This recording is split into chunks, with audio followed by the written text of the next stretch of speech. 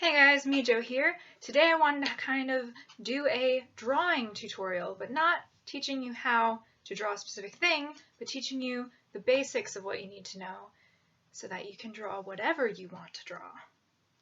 So these are basically 3 core tips to help you start learning how to draw in a way that means you already know the basics. That means you have a foundation to build on when you learn more of your own stuff. Just knowing them kind of helps if you're starting out because they're usually the 3 biggest hurdles I feel like I had to go through when I learned how to draw. And once I learned these 3 things, the only hurdle was just drawing more until I got better. It wasn't, I'm drawing wrong. So at least for drawing realistically, these are kind of the things you want to use to get started. And then once you know them, everything else is just practice.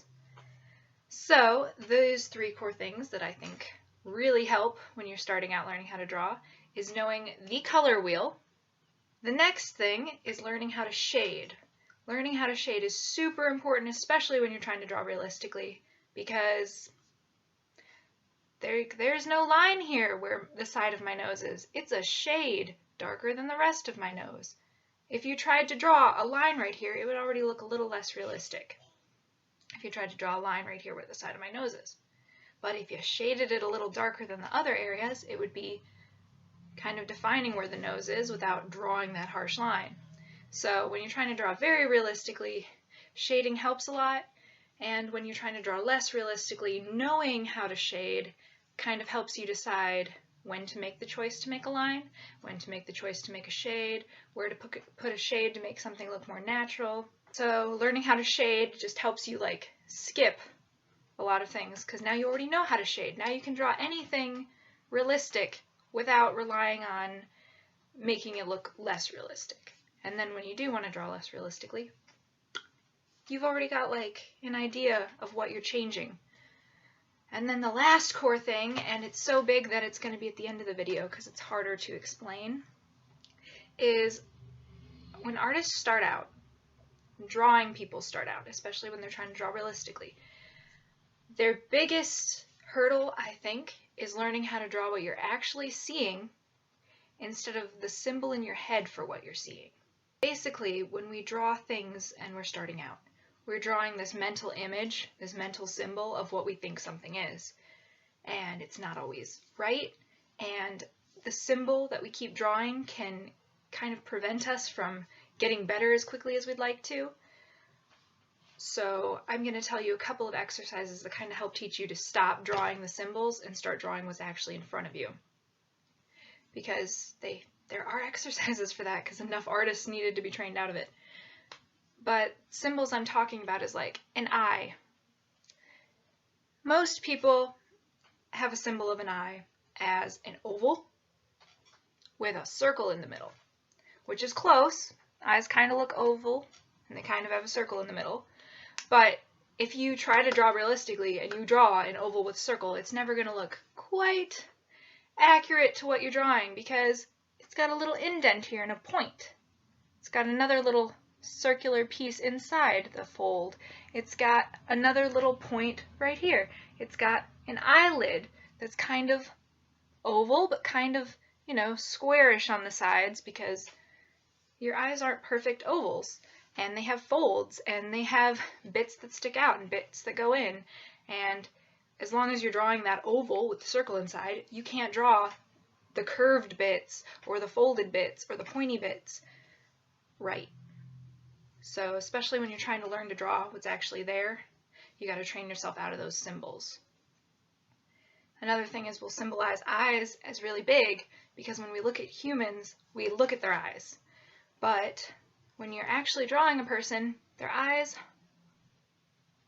are halfway down their face. They're right in the middle, or very close to the middle. But most humans don't really focus on the forehead or the hairline when they're looking at somebody, so they'll draw the forehead and the hairline much smaller and the eyes much bigger and higher up.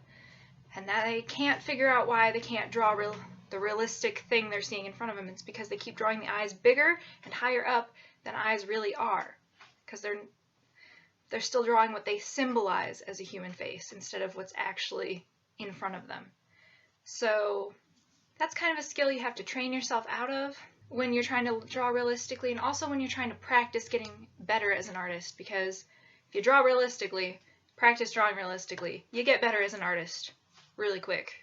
You draw some humans with accurate anatomy and all of a sudden you're much better at anatomy, and now when you're drawing action scenes in a comic, you know where the muscle's kind of supposed to be, so you can imagine it and have a more accurate kind of drawing of that action than you would have if you weren't drawing humans and their full bodies from real life, because you're basing it off real life, so even if it's in your head, it's going to be better and more proportional. And then when you are kind of drawing something that's not proportional, you will know what you're exaggerating, so if something looks wrong, you made it look wrong on purpose. So anyway, we'll get to that more later. Back to the three core things. First thing, color wheel. Color wheel is pretty simple. You have 3 core colors: red, blue, and yellow.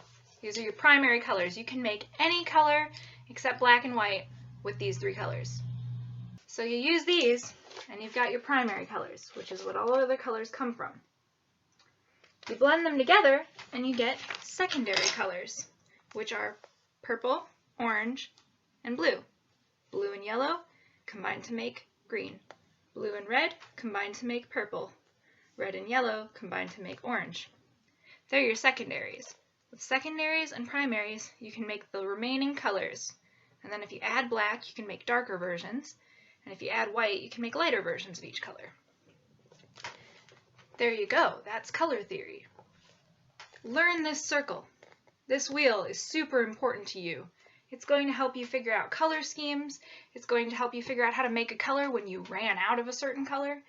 You can make these colors with pencils, markers, paint, whatever you are brave enough to combine. Why is the color wheel important to you? Why should you learn it? Well, from my perspective, color wheels are really good for figuring out color schemes when you're making drawings from your imagination. If you don't already have an idea of what appeals to you, because artists experiment and change their color schemes all the time to very different things that don't follow these rules. But when you're starting out, you may just I want something that I know looks good. You go to the color wheel. Now, there are 2 different ways you can use the color wheel for a color scheme. 2 main ways. You will experiment and learn many more. These ways are: you have complementary colors. These are colors opposite on the color wheel. So red and green, blue and orange, yellow and purple, and you can also do this with other colors that aren't the main colors. You can do this with reddish orange and bluish green. They're also complementary. If you put complementary colors next to each other, because they're across from each other in the wheel, if you draw them next to each other in a picture, it's going to create huge contrast. Red's very different than green. It's very shocking. It catches your attention. Christmas uses complementary colors because red and green are so shocking and bright next to each other. So a lot of logos may utilize the complementary colors or really close to complementary colors, and you just go across the color wheel. Another super easy way to come up with a color scheme, say you don't want a really big contrast. You want it to all look similar. You want it to look like it goes together. Instead, you'll pick colors close to each other on the color wheel. So bluish green, green, yellowish green, they're similar. If you use those colors together, it will look like a very not contrasting, soft picture. I have this cup. Yay! And its main colors are blue, green, and yellow. Colors similar on the color wheel. It looks nice as a color scheme because they're similar colors on the color wheel. Pretty cool. If you were designing this and it was nothing but lines in the white background, you'd go, what colors should I color this? You'd look at the color wheel and go, well, I know blue, green, and yellow are next to each other. I bet they'd look good together. And if you wanted it to really stand out, you would maybe do blue and orange flowers instead of blue and yellow. It's also pretty common to pick 2 or 3 colors that are similar on the color wheel and a color very different from them, and use that color for things that stand out to you. That's the color wheel. Draw it, have a copy of it in your sketchbook or wherever you draw a lot, just so you can kind of look at it and start to, experiment with what colors you think look good together. On to second lesson. The second thing you need to learn when learning how to draw for basis is shading. Yay! Shading is really easy once you get used to it, and it allows you to draw things without lines. So instead of drawing a line for my nose, I would draw a dark shadow here, really bright here because it's white, darker here, darker here, darker here, really dark for the nostril, and boom, I have the side of a nose drawn without ever drawing a line. Don't need the lines. When you're drawing realistically, shades are going to help you make it look way more realistic, and when you're drawing less realistically, like I said, you can kind of do what you want with the shades a little bit and decide how realistic or unrealistic you want something to look. This is shading.